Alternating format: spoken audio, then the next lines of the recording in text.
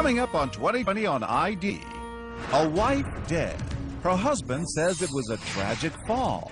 But is he a grieving widower or a money-hungry manipulator committed to murder? This man has killed my mama. A suspicious family reeling from grief. I am desperate for someone to give me an answer. And out to learn the truth about this convicted felon with a trail of angry ex-wives. Wife number 3. I felt like I was being poisoned. Wife number 4. I'll be honest with you, if something happens to me, he needs to be investigated. And wife number 1, choking on a throat lozenge? Now another wife dead, and she left clues behind. We turned that house upside down. We were digging. Her hidden journals, Nothing but take. police recordings, Do you remember her falling? and a new wife, number 6, just months after wife number 5 was laid to rest. You want to know whether or not you murdered Shirley? No, I did not. What a grieving family does when there's nothing to go on except sneaking suspicions. Welcome to 2020 on ID. I'm John Quinones. Few things were more important to Shirley Seitz than family. Even at 59 years old, she talked to her mother almost every day. So when Michael Woolschlager waltzed into her life, he took on both a new wife and a new family, one fiercely protective of a woman with a sizable fortune and an even bigger heart. Then, when Shirley was found dead in her bedroom, that family's nagging suspicions turned into outright accusations. Was she the victim of an accident or something more sinister? In 2013, Jim Avila first sorted through the clues and brought us the story of a troubling death in a small southern town. Down around Mobile, Alabama, near the Gulf of Mexico, a short drive takes you through Loxley, once a sleepy lumber town, today famous for absolutely nothing. But now, on a street called Camelot, in a house that here passes for a castle, there is no bright, shining moment, just a dark mystery of sudden, unexplained death. This interview is with Michael Allen Woolschlager. The husband who is not a suspect. This is in reference to Mr. Woolschlager's wife. The wife who died suddenly, Do you know the cause of death? but was not murdered. Do you remember her falling? Unless she was. As she falls back, she's going to strike the floor pretty hard. What do you think really happened, Chester? Man, I hate to say this. I think someone murdered my sister. Shirley Seitz fell for Dr. Mike Woolschlager. Fell hard and fell fast. How do you do to I do in 3 months flat? But Shirley wasn't his first bride, or his second, or his third, or even fourth. Shirley was number 5. Some with tales to tell about their marriage to Mike, and more importantly, how their marriages ended. To be fair, this was wedding number 5 for Shirley, too. And up in northern Alabama, Shirley's family, the Thomases, wanted to be happy for her, but they could not. I didn't like him at all. I just have to admit that. Me being a minister, I said to her, "Are you sure?" Shirley's daughter Sharon was ready to throw something, and it wasn't rice. Please don't do this, Mama. Don't do this. Please, Mom, don't do this. Whatever their worries about her latest trip to the altar, Shirley's family is more than proud of her higher calling. She was an evangelist in search of a flock, preaching the Bible, spreading the gospel, and singing it too. That's her voice soaring on a recording of her favorite hymn, Amazing Grace. Giving. Constantly giving. On this trip, I have learned some of the best organic food there is to eat. She walk into Burger King and the waitress say, "That's a pretty necklace." She'd pull it off, "Well, here it is." She was the type of person that just gave herself away. We believe in that. That's part of our faith. And Shirley was that type of person. Shirley prayed with Dr. Mike the first time they met. He worked much of his life as a chiropractor, adjusting grateful patients' backs in the nearby Florida Panhandle. Known affectionately as Dr. Michael, He was a prominent member of the medical community, smiling handsomely in healthcare ads in the newspaper and online. But money trouble plagued the chiropractor like a crooked spine. And his financial problems troubled Shirley's family because one of her husbands, Gene Seitz, had died and left her with his name and a hefty inheritance, $1 million. Were you worried about her money? Yes, I was worried about her money. He come into her life with the clothes on his back. And he's a doctor. He doesn't have a home, Mama. Well, he's in transition. He doesn't have a job, Mama. Well, he's a chiropractor. He's going to get a job in Alabama. He come into the marriage with a wore-out pickup truck and a bunch of debt. Her engagement ring from Dr. Mike, the wedding rings, the house they lived in, that first big purchase together. The family says Shirley paid it all. Mike seemed to appreciate it. Women from their church later said Michael was a wonderful husband to Shirley. Anything in the world Shirley told him to do, he'd jump up and do it, you know, but who wouldn't? Because he knew his bread was being buttered? Yeah. You said that, I didn't. And it wasn't just his money problems that bothered Shirley's family. He's a charlatan. He wants to be everything to everybody, and when you were around them, you could talk about scuba diving, you could talk about picking peaches off of a tree. Michael had done it. And Michael had done it. And I think Shirley recognized some of that. Wait a minute, this is not true.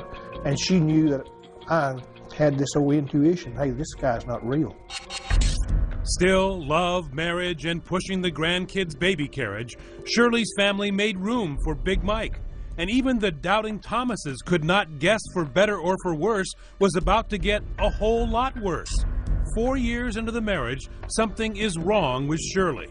Months later, in a recorded interview obtained by 2020, Dr. Michael would tell investigators Shirley had been ill for weeks, food poisoning, thyroid problems, and to cap it off, a stubborn migraine headache. She gets bad migraines maybe 2 or 3 times a year that last 3, sometimes 4 days. Shirley's little brother, Ricky Thomas, her closest sibling, who had even grown to like Mike, speaks to her on the phone. And I said, hey, what's going on with you, girl? And she said, I'm just not well. Just pray for me. She was so out of it, she just didn't even want to talk to me. Shirley's mom, Myrtle, and her brother, Junior Thomas, drive 5 hours south to the house on Camelot to see what was what. I said, come to the door and let us in. She said, I can't get up. And I said, what do you mean? She said, I feel so bad I can't get up. The family says they'd never seen Shirley like this. She had a terrible headache. She was really sick. The family says Mike tells them Shirley might have fallen down these stairs a few days earlier while he was away, knocking down a potted plant. He later tells investigators too. I sat here with her mother and asked her, baby, do you remember falling down those steps because that plant was knocked over? And she almost got irritatedly mad at me. And she said, I did not fall. Myrtle and Mike nurse Shirley through the weekend. They try to get her to go to the doctor, but Shirley keeps putting it off. Mike gives her migraine medicine. It seems to do a world of good. And by Sunday night, Shirley is even sitting up, eating, and talking. I said, now, Shirley Faye, you better lay down and go to sleep. We don't want that to start back again. And that's the last words I ever said to her. The next morning, Mike, who said he had been spending his nights on the couch and checking on Shirley through the night, goes into the bedroom once again. And she wasn't responsive. So I walked over and I turned on the light, and her lips were already blue. Mike yells for Myrtle. She's not breathing. Call 911. Steve Brannon is a former FBI agent, now a private investigator hired by the Thomas family. He showed us around the house on Camelot. So when Myrtle gets in here, what does she see? She sees Shirley on the floor by the bed. On the ground? On the ground, and Michael beginning CPR. Myrtle knows it's too late. And I said, Mike, Shirley's already gone. Shirley is dead. Precious. She was precious. If I can be a third of the woman that she was, I'm blessed. I loved her. She was my best friend, Jim. And she didn't deserve what happened to her. At the hospital where Shirley is pronounced dead, a distraught Dr. Mike demands answers. First thing Mike said, I'll never forget it, he said, well, I want an autopsy.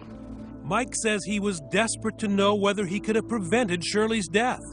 I said, I'm trying to get a handle on what's going on, because not only have I lost my wife, but now I don't know whether I could have saved her if I could have gotten her to the doctor. And things are about to get worse for the grieving widower, because as they begin to settle the estate, Shirley's family turns on it. Chester is sorting through Shirley's fortune, what's left of it. What happened to her finances? He soaked her dry. I don't know other way to put it. Still ahead, Dr. Mike gets his answers. An autopsy reveals the cause of death, and it was no migraine. But was it the other M word? Stay with us.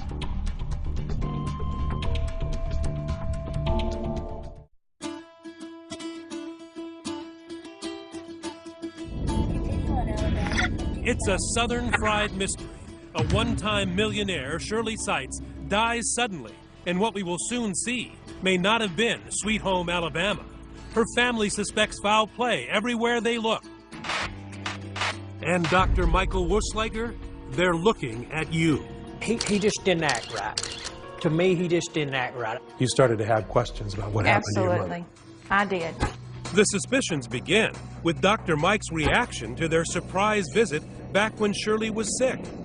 Dr. Mike tells investigators in that interview obtained by 2020 he was happy to see his in-laws.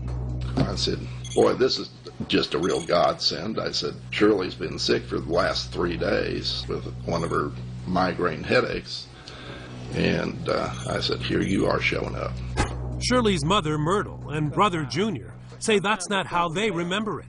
He acted very shocked that we were there and asked me, what are you all doing here? The family also wonders about that knocked-over flower pot. When we went in, we noticed a flower pot that was laying in the floor, and I asked him about that. Mike said it showed Shirley might have fallen down the stairs a few days earlier while he was out of town at a doctor's appointment. He tried to tell us that she had fallen, I guess, down the stairs and knocked this flower pot over, you know, and that's how her what was causing her head to hurt, you know. But the family suspects that is a little too convenient. They speculate Mike was staging things to back up a phony story that Shirley had fallen. Thomas family investigator Steve Brannon. When the mother comes in on Friday, this flower pot that was supposedly knocked over on Wednesday is still knocked over. It's not been set up or cleaned up. It's still there? Yes, 2 days later.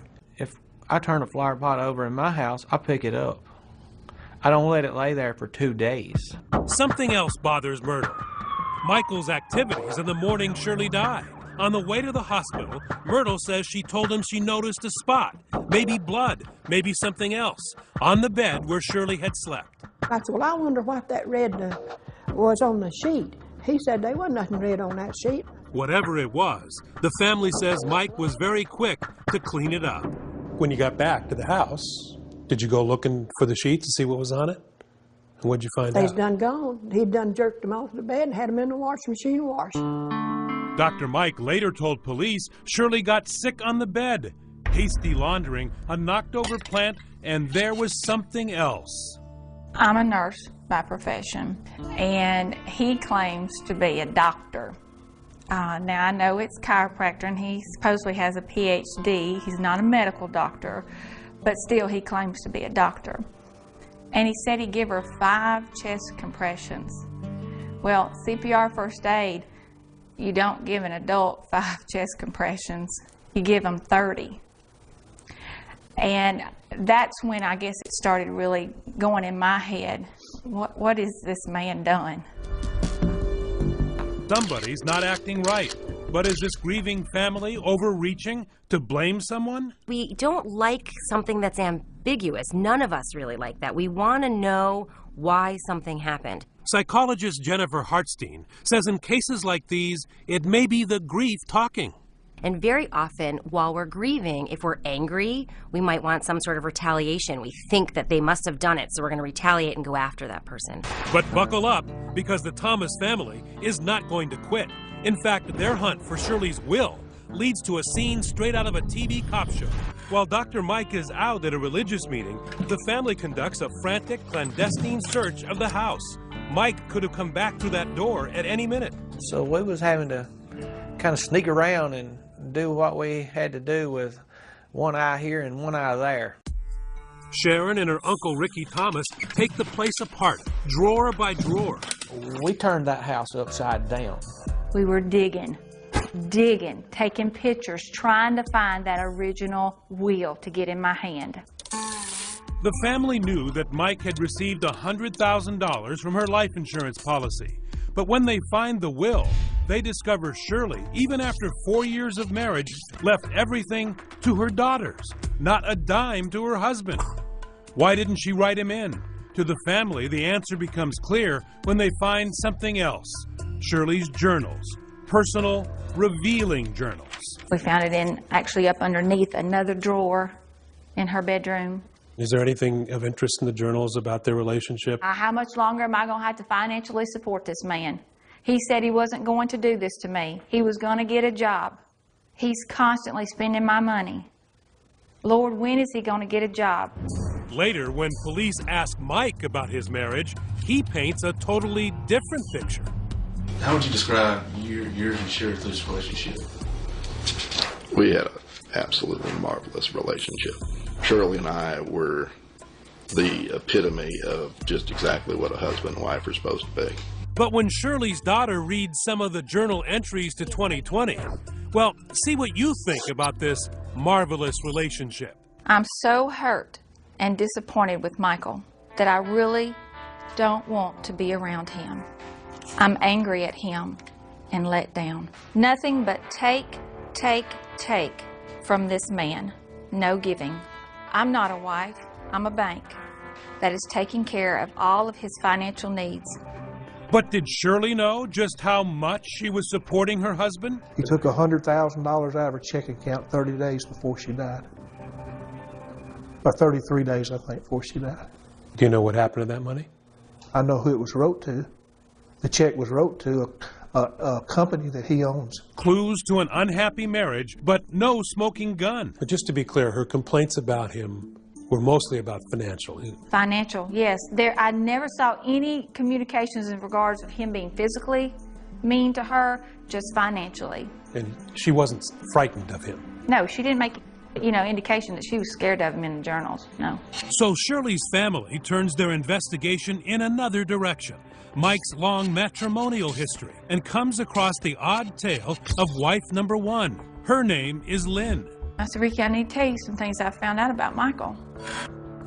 The family had discovered what is to them a very strange coincidence. Shirley's daughter Sharon arranged to meet her Uncle Ricky to tell him about it.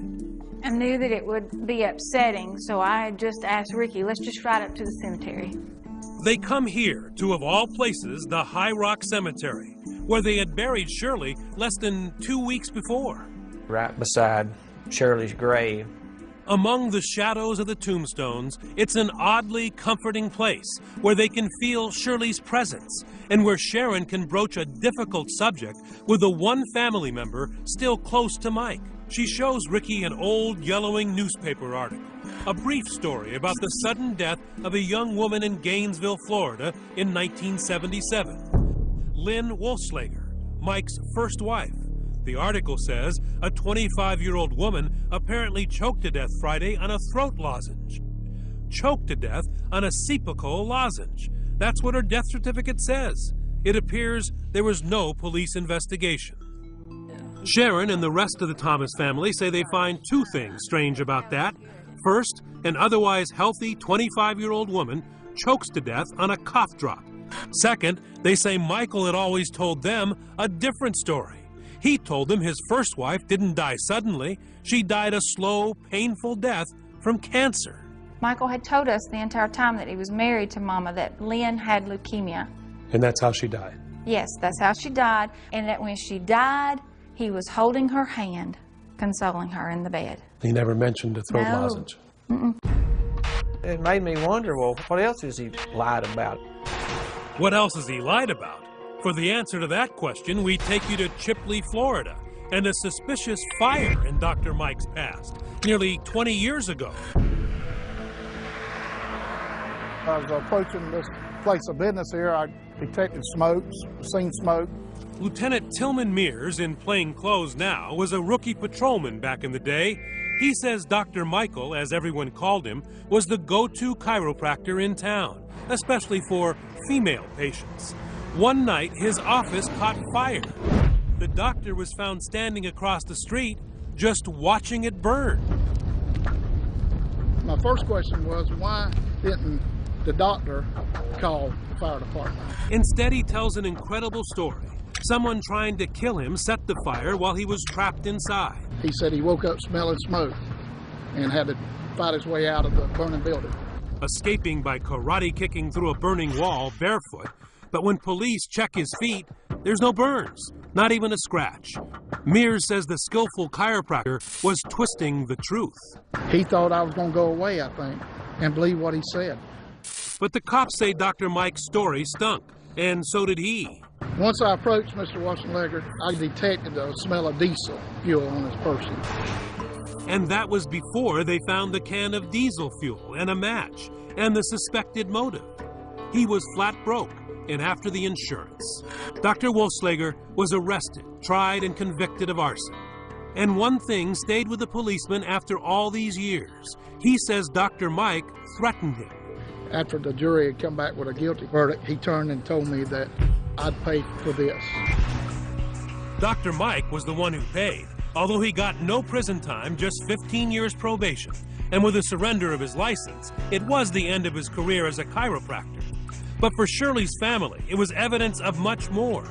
Dr. Mike, when he is broke, they say, is not above committing a crime or inventing a whopper of a story to cover his tracks. Who had the motive? Who had the opportunity? Who has lied in the past? Trying to answer that question, we contacted Mike's second wife, Paula. She says he never harmed her. Even so, as you've seen, he's no choir boy. In fact, he's a convicted criminal. But capable of killing? Who says? She does. The other ex-wives are now coming out of the woodwork with startling stories of their own. All of a sudden, bam to the back of the head. You just feel this blunt impact. Just bam. Stay with us.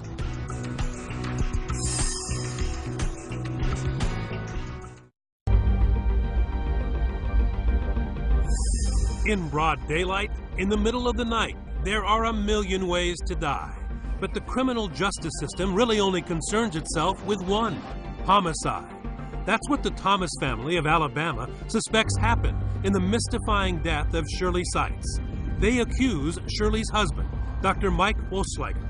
I intend to see that he's dealt with, and he can take that to the bank. A flicker of suspicion about what happened in the house on Camelot Court is now a raging five-alarm mission for what they see as justice that has fully engulfed 3 generations of the Thomas family and leads to 2 more of Dr. Mike's 5 wives. So I just get on the internet and start Facebooking. Relentless, Sharon has tracked down yet another wife, number 3, Gloria Potts. I said, well, I would like to talk to her. I just want to find out, who is this person that we thought we knew? Gloria says she knows things about Dr. Mike. Hey. Give me a hug. 2020 was there when Gloria met Shirley's family face to face for the first time. What could have been the most awkward family reunion ever. Relatives of the 5th wife meeting the 3rd wife. It's the Dr. Mike Ex-Wives Club bonding over their shared suspicions. It's so good to meet all of y'all. Absolutely. To be able to let y'all know how I feel. And I'm so sorry. Of course, Mike is missing, and so is Shirley. It brings back a lot of memories. I'm so sorry. I didn't know Shirley, but it was almost like I had lost someone. Gloria spoke with Sharon by phone soon after Shirley's death. She can remember the charming side of Dr. Mike. There is something that attracts women to it, right? Yes. Very polite. Always opens your door. Just very caring. And some of my friends, when we were dating, would say, there's something wrong. Nobody's that nice. And she now says they were right. Toward the end of their marriage, Gloria believes Michael was trying to poison her. I felt like I was being poisoned. I really did. You got sick?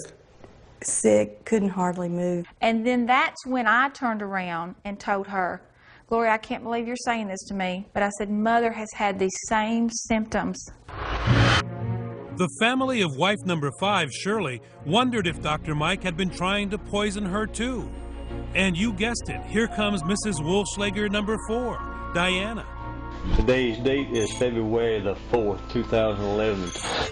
In a recording obtained by 2020, investigators questioned Diana Yohn, the 4th stop on Dr. Mike's matrimonial trail, the wife between Gloria and Shirley. I think the man's dangerous, personally. Do you think that he's capable of murder?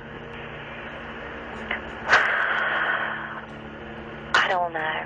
She has no proof, but Diana tells police toward the end of their marriage, when she had a $250,000 life insurance policy, she suspects Dr. Mike may have been trying to poison her too. You think that he may have been giving you some type of medication, but you're actually not sure of that? Yeah, I mean, it just seems my headaches were so bad, and I get migraine headaches, okay, and it's documented that I do. But they were so bad when I lived with him, I couldn't even work, I couldn't hardly function.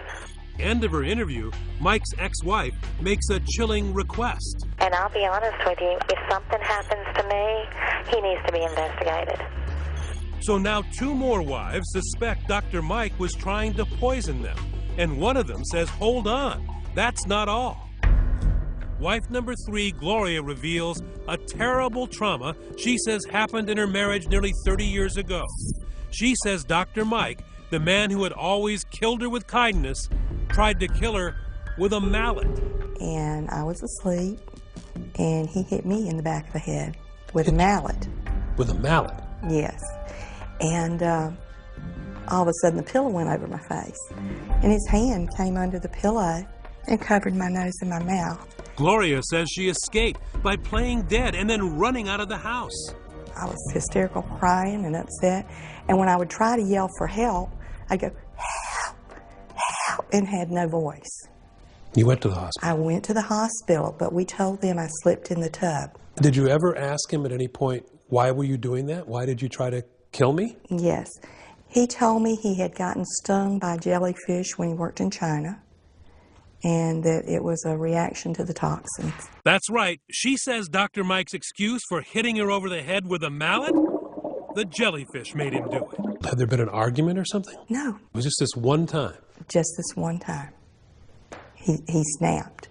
Gloria says she told no one, not even the police, sticking to the story of slipping in the tub until she and Mike divorced about 10 years later. Only then, she says, did she begin telling people. She also got a restraining order. So people are going to wonder, okay, so you get hit over the head, and the guy puts a pillow over your head, and yet you didn't divorce him right then, you stayed. Yes. Have you asked yourself why? 1,000,000 times. I can't understand why. I have no answer to that question. I'm sorry that I didn't call you. That's okay. That's okay. I really should have called her. That's okay. She says she had 2 children to think of, and aside from the one incident, Mike was never violent. Anyone that was around Michael would know it's out of character. He was very charismatic, very calm, very nurturing, just total opposite of what you'd think. Were you scared of him after that? Yes. Must have been hard to go to sleep next to the same man. Yes, it was. But besides the fact that he hit you with a mallet, he was a good husband. Other than trying to kill me, to my knowledge, he was a very good husband. It doesn't make sense. And me staying didn't make sense. Maybe she's just mad. Maybe she is trying to get back at him. Possibly. That's the possibility, but she's been telling the same story for a number of years. It didn't just come up after Shirley died. Can you still see him standing over you? Yes. And I was terrified. I didn't know what to do. Now remember when Gloria told the family and then police this amazing tale of Mike's alleged attack, no one knew what killed Shirley. The autopsy was not finished yet. So imagine the reaction when months later, the family is finally given the results. I'm shaking my head. I can't believe this. I cannot believe this. I can't believe this is happening. Why? Because the medical examiner finds what caused Shirley's death is no migraine. It's a blow to the head. Blunt force head injuries. A hit to the back of Shirley's skull, hard. That is what killed her. So when you find out later on that it's blunt force trauma to the head, then there's no question in my mind that Michael murdered this woman, murdered Shirley. My mother has actually been killed. This man has killed my mama. But not so fast. The toxicology report found no poison or fatal doses of drugs. And even as it makes clear the cause of death, the autopsy fails to answer the really big question, the manner of death. How Shirley got that fatal injury. The medical examiner writes simply, undetermined. Accident? Homicide? Can't really tell. Still ahead, is this case so complicated only a dummy can solve it? Stay with us.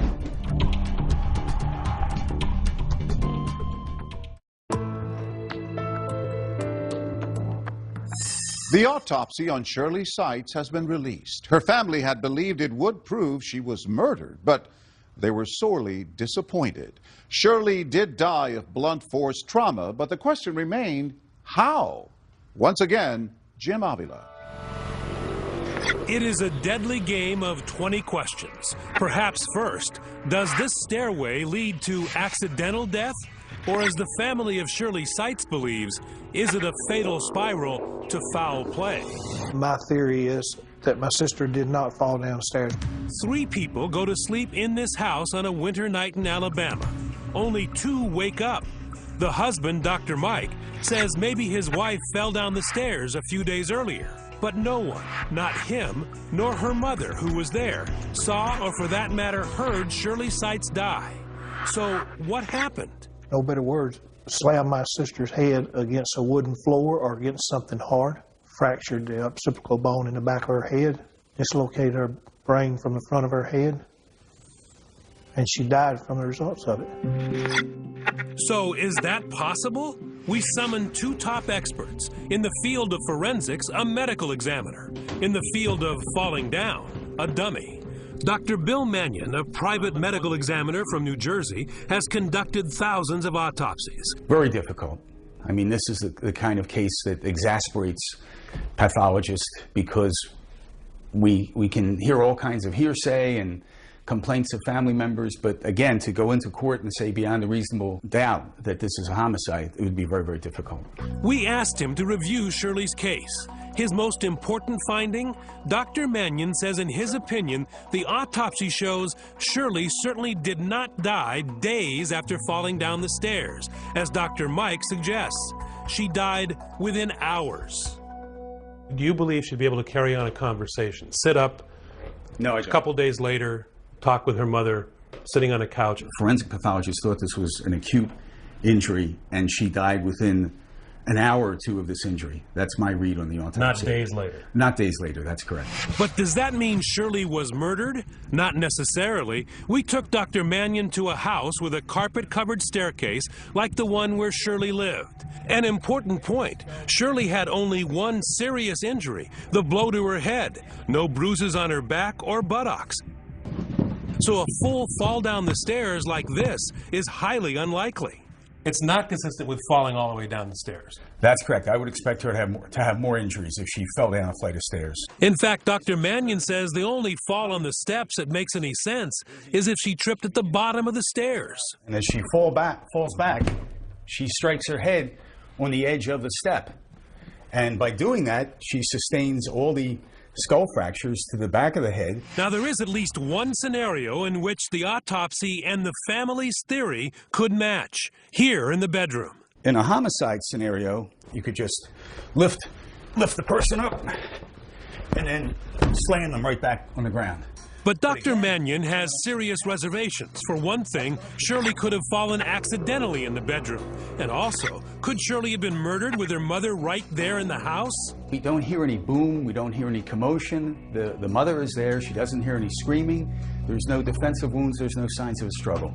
So again, very, very difficult to say this is a homicide. In the end, our medical examiner expert, Dr. Mannion, says the autopsy does not have all the answers in this case. This is the kind of case where you need help from the police.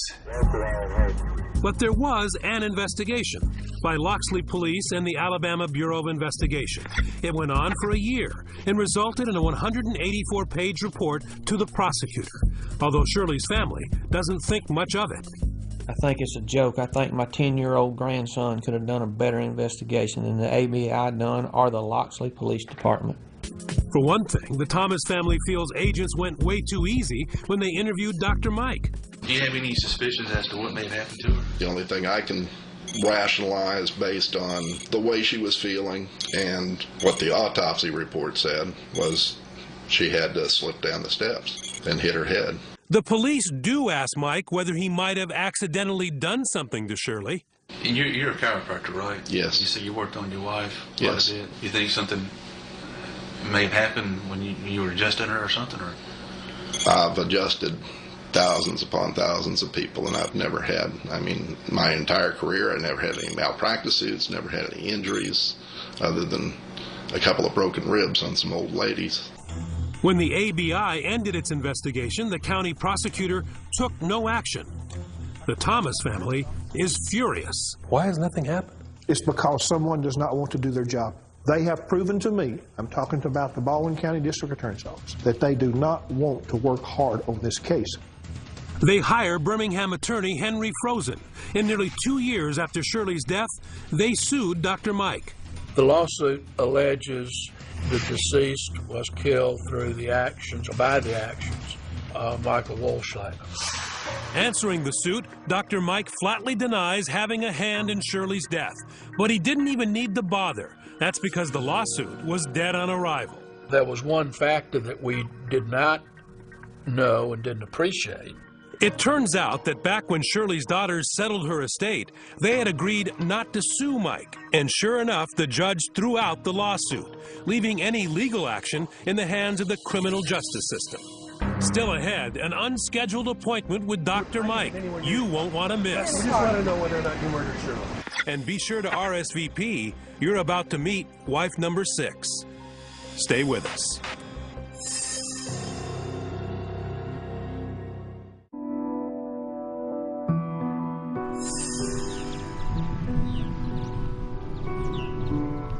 Shirley Seitz is at peace.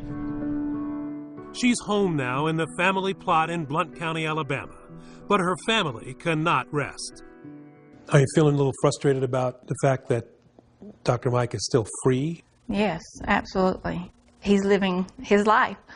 He's going on with his life. He's moved on like nothing's ever happened. I believe, and I'll go to my grave believing, that sometime between midnight and 7 o'clock, he went in that bedroom and took her life.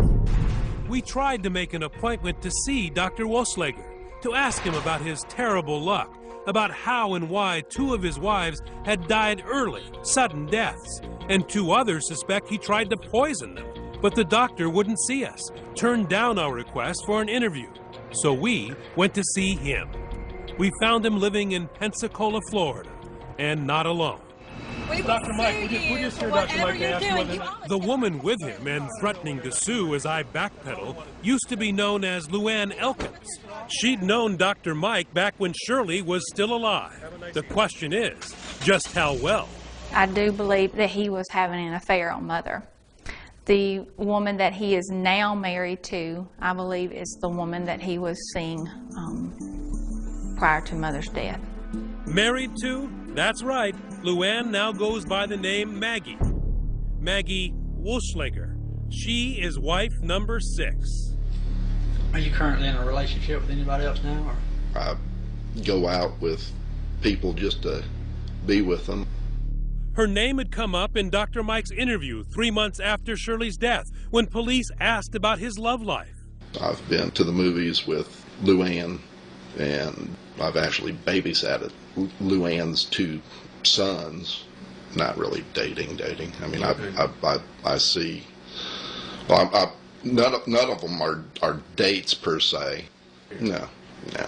Dr. Mike denied to police that he cheated on Shirley, But Sharon says she believes it could be another motive for wanting Shirley out of the way. There's too many red flags with what I have discovered in reference to her. We found Dr. Mike in a fast food parking lot. Wife number 6 was not happy to see us, but we did get to ask that critical question. We just want to know whether or not you murdered Shirley. That's all we want to do. Yeah. All we want to ask. Did you murder Shirley? No, I did not. Let me ask you, Myrtle, as a mom, what are you looking for here? I guess justice. I don't want to accuse somebody of something that they didn't do. But then if he did do something to my daughter, I'd want him to have to pay for it. When Shirley married this man, she had $500,000 in liquid assets plus a home and 15 acres of land. And what happened to your sister when the money ran out? What happened to her? She died. Wuschlager says he now has no money, is living on food stamps, and can't afford a lawyer. Although he may need one again, the Thomas family at long last got some good news. They say the Alabama Attorney General, Luther Strange, has reopened the case. The family hoping this painful game of 20 questions is nearly over. I am desperate for someone to answer those questions and give me an answer. The Thomases believe this case should not linger, not just for Shirley's sake, but out of a new concern, a concern for Mike's new wife. In fact, Ricky says he's called to warn her. I just didn't feel like I could rest without at least telling her. And she got very defensive, and I said, hey, that's okay. I'm just calling you to warn you because I wish somebody had warned my sister. We've had a good trip. Good trip. The family says Mike may have replaced Shirley, but they cannot. It has been a long road. Mother was my best friend. She was just close to me, and it does hurt when I can't leave work and call her, or when I can't tell her, hey, guess what your grandbaby did today. So it hurts. I'm ready for closure. I think we all are. We're ready for closure. Anytime he needs to remember, little brother Ricky drives up to that quiet spot in High Rock and listens for the sound he's been missing, his big sister's voice. Oh, me.